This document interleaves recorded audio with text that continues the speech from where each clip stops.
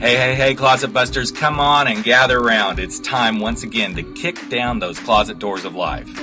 We're here to escape our BS, explore our fears, and elevate our self-expression. I'm your host, Rick Clemens, bold move expert and coming out coach, and I'm going to take you to the party, the pulpit, the wake, and back to the party of living your life uncloseted. So come on, grab hold of yourself and get ready to step out, step up, and step into living your truth as we explore more stories, tips, and tricks for living your life uncloseted. Now let's get to the show. Hey, Life Uncloseted fans and followers. It is time once again for Life Uncloseted. And sometimes we got to look at the things that we take most for granted. It could be food, it could be love, it could even be our homes. And when I started thinking about this particular episode, I had to think about all the different homes I have rented and bought from the time that I was married to my ex-wife to the time that I met my husband and the time that my husband and I got married and we bought our first home together. And I have to say, I honestly feel privileged because I never really had to put who I was in the closet. Now, I hand a lot of that to having a really good realtor who did the best she could, and she's amazing.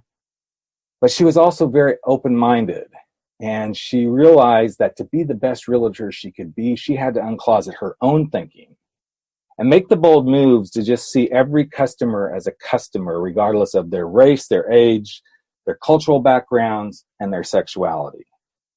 And when I came across today's guest, I thought this is truly a story about uncloseting and taking care of people and making bold moves to create something that benefits the world as a whole. And I have to tell you that Jeff Hammerberg has done an amazing job. He's created a business that's very focused on uncloseting the world to the LGBTQ community and serving that community as a realtor.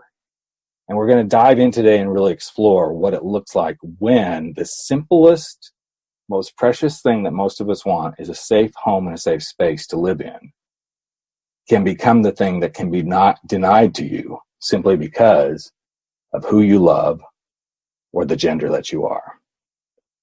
And with that, I'm going to welcome Jeff Hammerberg. He is the guy to help LGBTQ people with their real estate needs, and this is his story on Life Uncloseted. So welcome to the show, Jeff.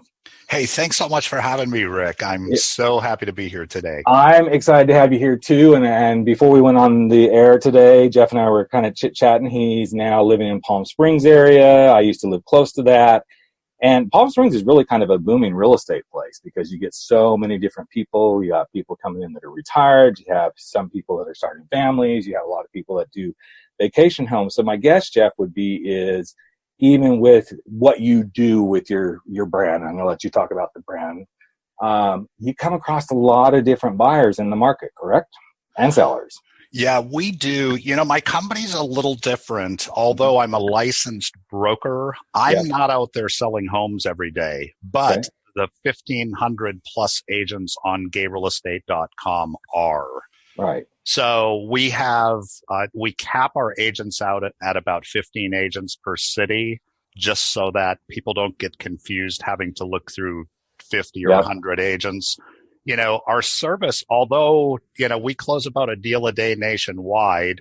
Last year, we closed about 18 deals here in Palm Springs. But Palm Springs isn't your typical market where someone really needs to, try to find a LGBTQ realtor or gay-friendly realtor. You've been in Palm Springs, you understand, 40+% of the community is LGBTQ. The mayor's gay, the entire city council's gay. So there are lots of gay realtors that advertise here that are available. So there's plenty of representation here. It's when you get to places like Duluth, Minnesota, or, some of those smaller cities where, they're just, we have contacts and we have realtors in most cities, but in some of those smaller cities, those realtors don't even want to be on our website because it would out them in those smaller communities. So let's kind of roll back in time. What was the impetus for you? And I know there's a story behind how this all came into being, but there Yeah. was like an incident that happened in an office that you were in your real estate life, that you witnessed something, and this is kind of when the light bulb went off that something needed to get created to help the LGBT community as they pursue home ownership and renting and all that stuff. So why don't you share a little bit of that story with the listeners? Well, thanks, Rick. I appreciate that. So back in 1991, I was working as a realtor at one of the very first RE/MAX offices in the country. So that dates me a little bit.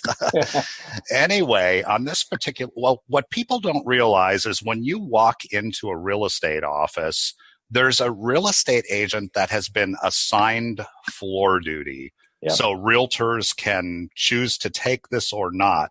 What happens is when someone walks into the office, or if someone calls into the office, that walk-in traffic or that phone call will go to this agent that is on floor duty. Mm-hmm. So the first thing is the really great agents, they don't take floor duty because they're marketing consistently. They're out with clients, they're hustling for business. Yep. So you never know the quality of agent you're going to get. Anyway, on this particular day, this gay male couple walked into the office and they were assigned or put together with the floor agent.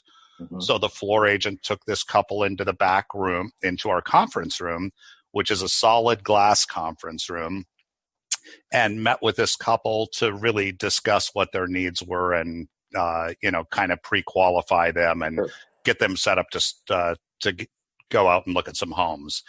But what's interesting, and I mentioned that the conference room was solid glass, is that the agents' offices were all around the perimeter of this glass conference room, and agents walking up and down the hall just going about their business. So when the floor agent took this couple out and said goodbye and they left, he came back into the back room and there was lots of ribbing going on. There was lots of, hey, this ought to be fun. And, I won't mention this guy's name, but there was lots of, just like what I called back then quiet homophobia. And I felt like that was, pretty rampant in the industry. It's gotten a little better. But I just thought to myself, something is not right about this system. So as I mentioned, this was in the early 90s. Right. Totally different decades. Totally different time. Culture and everything. Yeah. And, Littleton, Colorado, even today is fairly conservative. Right. But what I did was I thought, I'll put together a database, if I can, of gay, lesbian, and gay-friendly realtors. Mm-hmm. So at that time, I started to gather names through whatever sources I could. This is kind of before the World Wide Web was available. I had a Mac, the old Mac with the dial-up modem. All the type was green. Uh-huh. So there were some chat rooms, that sort of thing. The other thing I did was I placed a classified ad in the Advocate magazine to let people know that this service was available. So the first year or two closed a few deals. When the web finally came around in kind of the mid-90s, we developed a site which was called Home Lounge, because at that point you really didn't want anything with the word gay in the name. For the safety and security and comfort of our clients, as well as, attacks on us personally. Yep. So it started with Home Lounge. That has been developed and redeveloped and grown over the years. Today, that's gayrealestate.com and gayrealestateagents.com, lesbianrealestate.com. So we have a few sites now that drive traffic. We close a deal a day. We have about 1,500 to 1,800 agents online. And like I mentioned before, we have many in the back end. Mm-hmm.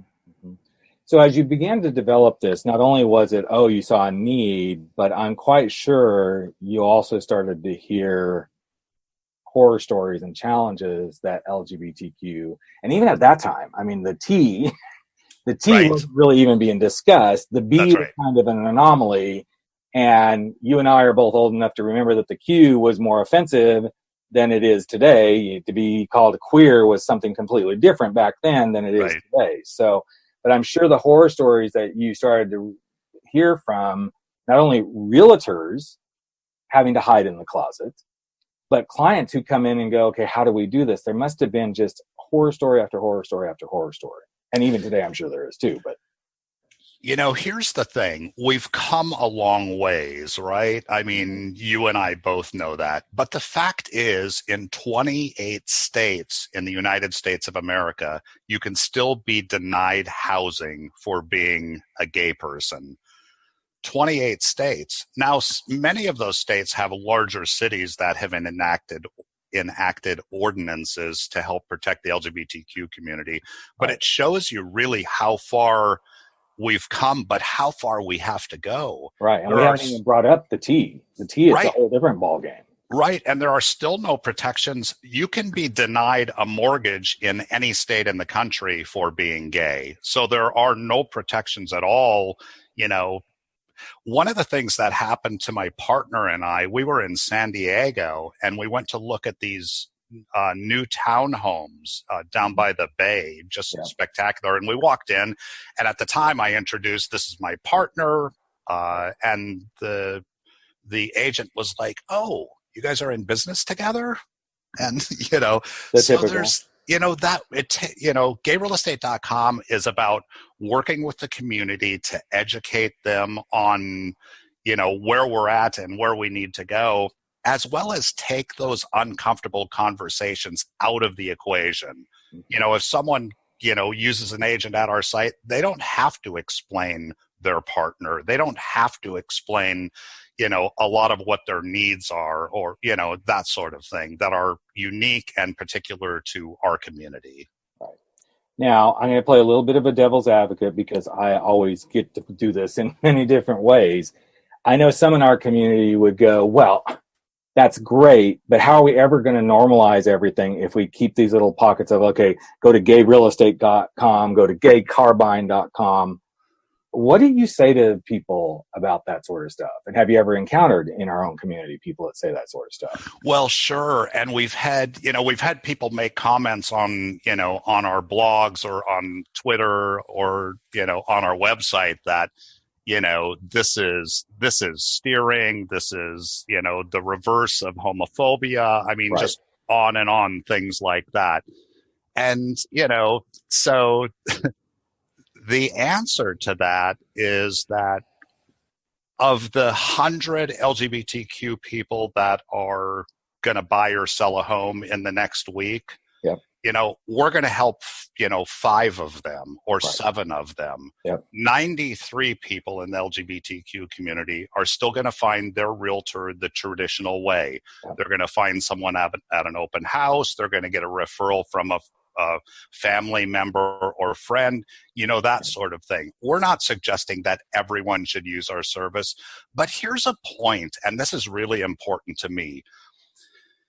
If you're going to work with someone on possibly the largest investment of your lifetime, for me personally, I want to know that $10,000 or $20,000 commission that agent is going to earn, I want to make sure that their 10% that they're going to give out into the community isn't going to Donald Trump's legal defense team, isn't going to support Focus on the Family in Colorado Springs. I really do think it's important that we know who we're working with and where we're spending our money. Mm-hmm. GayRealEstate.com has 20 LGBTQ organizations that we support financially monthly. The Human Rights Campaign, Matthew Shepard Foundation, Lambda Legal, PFLAG, and the list goes on. Yeah. Additionally, we do lots of stuff locally in markets and support gay chambers of commerce and things like that. So our goal is to consistently work and fight to ensure that we have equal rights. Mm-hmm. Mm-hmm. And I always combat some of those conversations, when, Target's been in hot water or Chick-fil-A, and, you kind of it depends on which one. Chick-fil-A, I still won't eat there, but right. It becomes one of those things where it's like, okay, let's look at the battle. Where does it make the most sense to do the battle? And let's not forget that every little bit of the battle helps us get further ahead. It That's right. doesn't, it doesn't mean, just because That's right. it doesn't mean just because gayrealestate.com exists that you should go use that. But I know, doing the work that I've done, helping people come out of the closet late in life, that most of my clients are not on the coast. They're all in middle America. Right. Because it's not comfortable and safe to go try to find a therapist or a coach to talk about this stuff. And so when we look at these service industries like you and I are in, it's about providing a service that helps that person who they may not have any other place to turn, where they're going to get the best experience for the thing they're about to do, whether it's coming out of the closet or buying the home or buying the car. It's always uncomfortable. Every time, and my husband and I have been together now 17 years, but we've never bought a car together, but he always goes shopping with me when I go to buy one. I always go shopping with him when he goes to buy one. Right. And it's the same discomfort. It's like, okay, it's a very male-dominated environment. I know there's female salespeople too, but it can be very uncomfortable depending on where you're going. And I feel like, yes, there are these buckets and silos we put businesses like yours into that are like, okay, here's what we specialize in. But that's what you specialize in. Right. Doesn't mean let's screw everybody else, because there's too much business out there. There's too many homes to be sold, too many homes to be bought, all this other stuff. But each little bit that we do puts the movement forward more. And I think this is where the power of what you brought to, fruition, Jeff, is just it's another building block to saying, we are here, and not so much that we're queer, but we are, right. And we're not going away. That's right. This isn't going to get resolved by saying, no. I don't care how many. And it's so interesting because I was just on a call with a fellow speaker friend of mine, and we were talking about diversity and inclusion stuff. Right. And I thought, if we didn't have to have these conversations, how much more advanced could companies become? How much more effort and time and money could be spent in developing, new products or advancing technology or improving healthcare or whatever, if we didn't have to keep covering our asses with these diversity and inclusion trainings and talks and everything. Right. I know we're far from that, and I've always maintained in my own business, the happiest day of my life will be the day that I never have to coach somebody out of the closet again. It's just like, it doesn't have to even exist. Yeah, that would be the happiest day. So as you continue to develop this, what are some of the biggest challenges you feel that LGBTQ, gay, lesbian, bi, I don't think bisexual is so much of a big thing, but I know the LG and the T definitely encounter when you've already brought up, the discrimination in mortgages, that you can be denied housing, but what are some of the things that you've heard people say, oh my God, I can't believe this actually happened when I tried to go do this?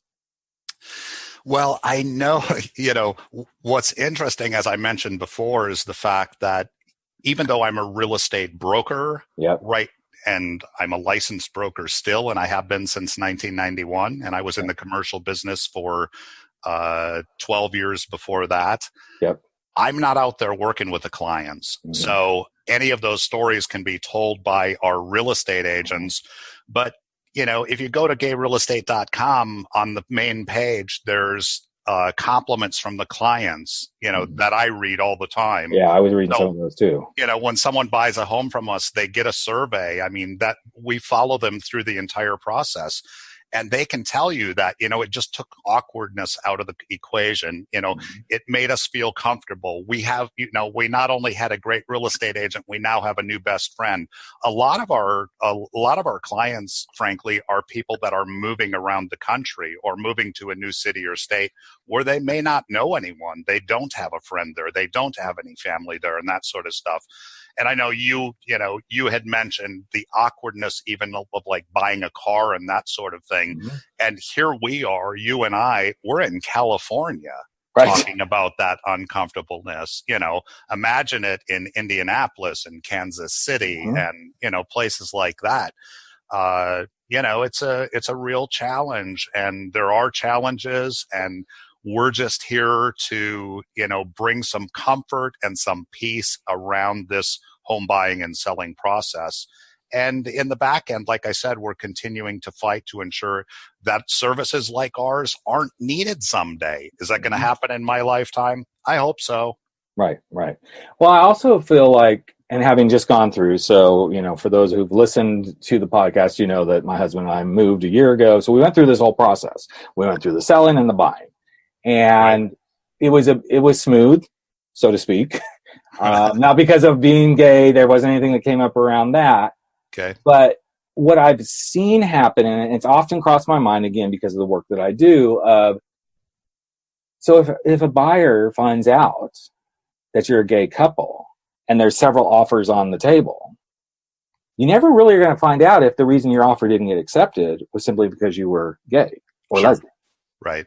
So these are these weird little nuances that I don't know that people realize. You kind of got to think about this. The nuance of, I'm reading one of the testimonials on your website right now about somebody who was like moving across country. It's like, okay, if you're coming from, I don't care, Kentucky or Florida or New York, and you're moving to Utah or California or Oregon, how do you know the best places that you would feel comfortable in a new city? Sure.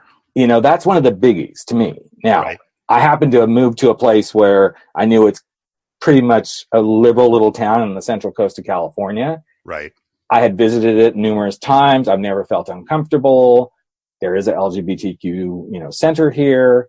There's a somewhat of a gay community here. So I feel comfortable here. But had I not visited here, I wouldn't know what questions to ask. And so you need to put yourself in the shoes of, here you are, and I'm not saying straight realtors can't help, because I have a straight female realtor, and she's been my realtor for 20 some odd years now. And she's she went through the coming out process with me. She found my first place after my ex-wife and I separated. Yeah, beautiful.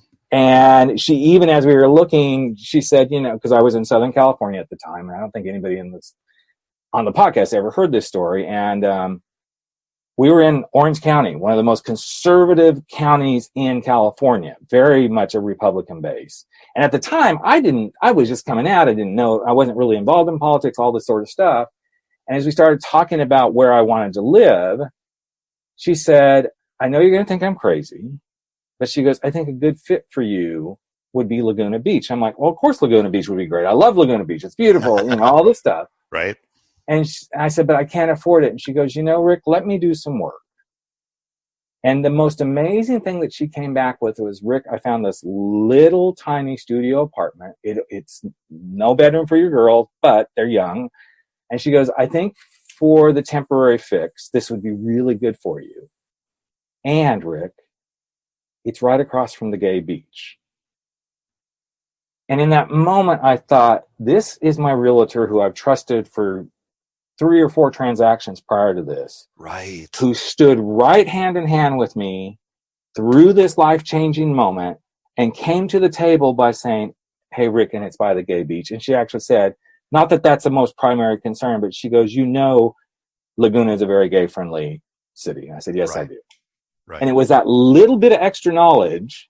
And of course, the place was perfect. It was in my budget. And yes, it was a challenge because I went through, literally folding up cots every time I had my little girls, and they slept in the living room when I had them and all this sort of stuff. But it was her understanding and willingness to stand with me. And even as we bought this last house, she had already moved out of Orange County, and we didn't know this. She was actually living up here on the Central Coast herself, and she drove hours because she's like, I love you guys. I care about you guys. You've been my clients. I'm going to do this.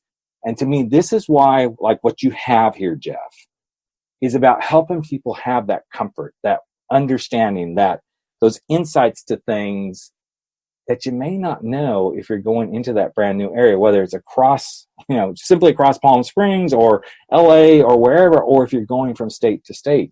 This is why I think what you put together is such a beautiful thing. Yeah, well, thanks very much. And I'm so glad that you've had that experience and that agent. And as you and I both know, I mean, the country is, seems divided over LGBTQ issues still. I mean, it's kind of a coin toss where people are going to land. But even my Republican friends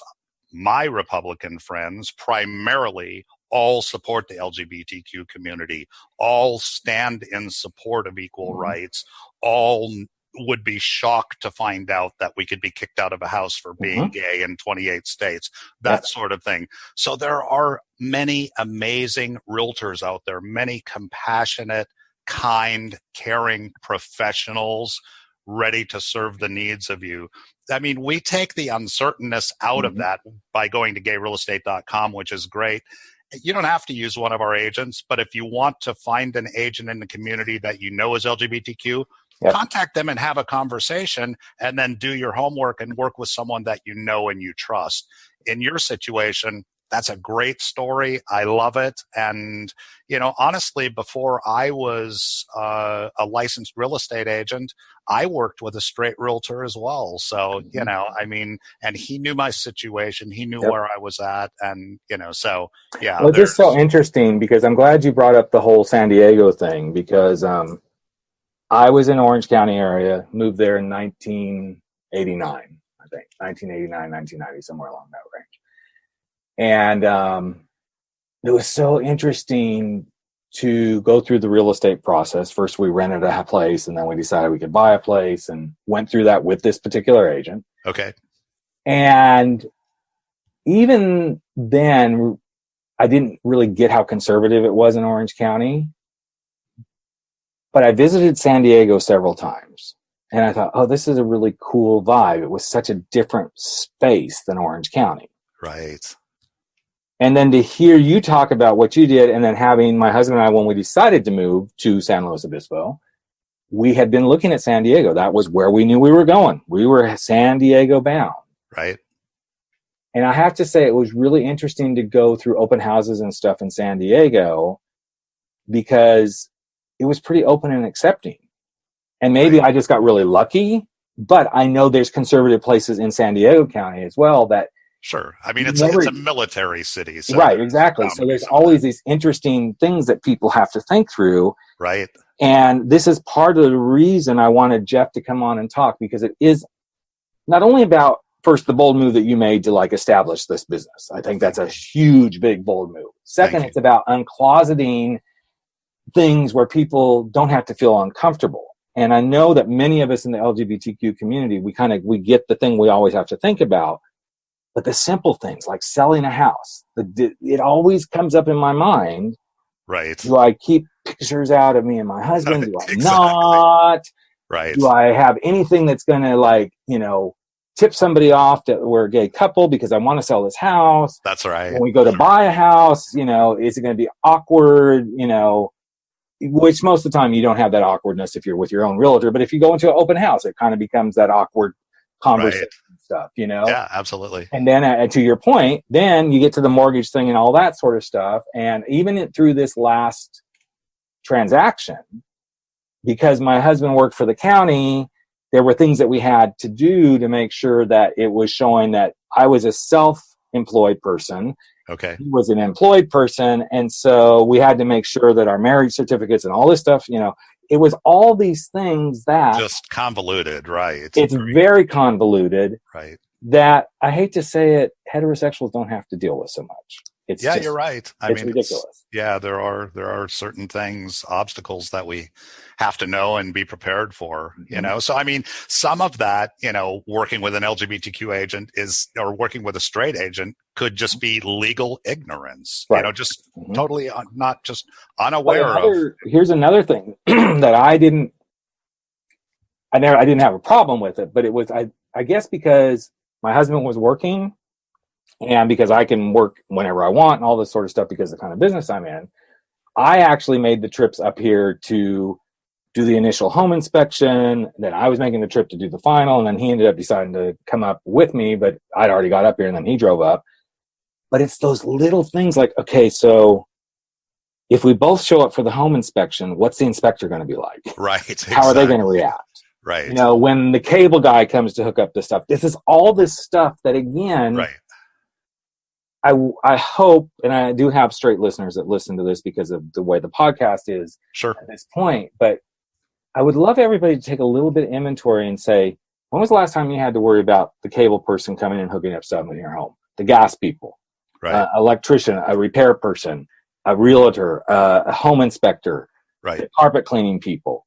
Right. You don't realize all these things that you take for granted as a heterosexual person that an LGBTQ person constantly has to be thinking in the back of their minds. Sure, that very first gay male couple that were taken out. Now, that agent was competent. I knew him. He was, I'd call him a friend of mine, but I'm not sure that he had ever met a gay person in his entire life, you know, and with all the ribbing and stuff in the back room, he put them in their car, he eventually sold them a home. But I just kept thinking, you know, I wonder if he spent as much time with them as he would have with a straight couple. I wonder if he showed them every home that was available. You know, I wonder if he showed them homes in his neighborhood, you know, all of this crazy sort of stuff. Now, yeah, this is back in 91, but those are all the questions, you know, that we have, some even today. You know? Oh, yes, even today. I mean, there's just too many states that you can still not get a home. You can be thrown out. You can't get mortgages, all this sort of stuff. And especially given this current political climate, I mean, I think all of us in the LGBTQ, I don't want to say we're walking on eggshells, so to speak, but we're definitely awake. We're, you know, we're feeling dismissed by the current administration. Exactly. I mean, it's absolutely ridiculous what's happening. And, you know, I don't know whether I'm probably more mad at all of the, you know, people that are lining up and keeping their mouths shut behind our leader than I am at the leader himself. Right. Exactly. You know, so where do you go with that? And it's these little things that, again, I felt this was why this conversation was important. Yes, it's always about a bold move. It's always about that living the life uncloseted. But if we don't continue to live our life uncloseted and we don't continue to be bold, even as we go to buy homes and get real estate and everything and be more open. And I realize for those of you who are listening who are in some spaces in our country or the world where it's not safe, this is not Rick saying, go out and be who you have to be, screw everybody else. No, go be who you need to be in the safest way possible for yourself while helping all of us normalize we're just humans. We're just humans loving people, doing life. In fact, John Pavlovitz, who's a Christian pastor who his blog is Things That Need to Be Said, and he's very much an advocate for the LGBTQ community, straight guy, amazing man. I don't have it right here in front of me, but he had posted on Instagram a couple of days ago, quit beating up the LGBTQ community. They're just trying to live their life. They're just trying to love people they love. They're just trying to raise families. They're just trying to go to work and make a living. They're just trying to be a part of humanity. Leave them alone. And I'm pretty sure I saw that as well. Yeah. What an amazing message. Yeah, he's amazing. And I hope by these kind of conversations, we can make it as simple as we're just trying to find a home to live in a neighborhood that we love, where our kids, if we choose to have children, whether they come from biological relationships in the past, or you adopt or you surrogate, we're just trying to do life. And a part of that life is transacting real estate, because it's all about a happy home. Right. And we're great neighbors, right? Exactly. We're great neighbors. And if you need help decorating, you got your HGTV staff right there with you. Exactly. Yeah, and that's very stereotypical, and I hate to say stuff like that because I know lots of my gay brothers and sisters who do not have that interior design gene, and that's totally cool too. But you know, it's always interesting to me, especially having been, you know, kind of from the Palm Springs area, to see this preponderance of, you know, a very concentrated LGBTQ community. Right. But then you get out of that Palm Springs central area and you start to get into some of the La Quintas and some of those areas, and you're right back to very conservative. You're absolutely right. Then people go, well, then why don't all the LGBTQ people just stay in their little bubbles? That's exactly what you want us to do, because then you don't have to deal with it. And unfortunately, folks, we're everywhere. We're everywhere. We're going to be everywhere for all of time. We've been everywhere. Maybe before where we are today in time, we weren't as present, but we're always going to be here. And we're always going to need this housing stuff. So. I mean, I've spent the last 37 years in Denver. My husband and I have been together the last 16 years, and we love Denver, Colorado. Denver and Seattle have kind of been head to head over the last half a dozen years as the number one real estate markets in the country. So Denver has just went crazy. Yep. And so it was partly because I turned 60 in September and I'm looking for a warmer climate. I started in northern Minnesota, went to Colorado, and now I'm in the desert, which I love. But it was also part that like the millennials drove us out. And we say that jokingly because Denver is just this fabulous city, but Palm Springs is just more manageable for us right now. Yeah. So, well, Jeff, I'm so glad we got connected, and I'm so glad you're bringing something to the world that does have impact, that is a bold move, continues to be a bold move, and helping not only, I don't want to say just helping the LGBTQ community, it's actually helping the world to realize it's just a part of life. We are just part of the human race, and we have needs just like anybody else. And that's when I see businesses like yours that I feel very prideful in. Anything that helps normalize the conversation is exactly where each and every one of us should be putting our efforts in this day and age. So, yeah, well, thank you so much, Rick. And thanks for all you're doing with your speaking and coaching and books and these podcasts, because you're touching lives, and it's really what matters, right? Open hearts, really open minds, and come together. And open houses, for that matter. So there you go. Open houses. You got that exactly. Right. Well, Jeff, thanks so much for taking time out of your day, man, to be here and share. And we will have all the links to gayrealestate.com and links to some of the stories about what they do and how they do it. And if you need a home and you're not sure you're ready to go battle the normal real estate life without a gay realtor in your back pocket, then you just might want to go visit gayrealtors.com. So thanks again, Jeff, for being here, man. Really appreciate it. Thank you so much, Rick. Appreciate your time. All right, there you have it. Another episode of Life Uncloseted has come to an end, but that's okay. We're going to be back in just a couple of days sharing more stories, tips, tricks, and wisdom for helping you live your life uncloseted. And you know what? You can share too. Just take a few moments if you like and if you believe in this podcast and share it with someone you know today. Share it from your phone, go share it on iTunes, Stitcher, wherever you are. Maybe even give us a rating and review, because you know what? It's all about the planet living their life uncloseted.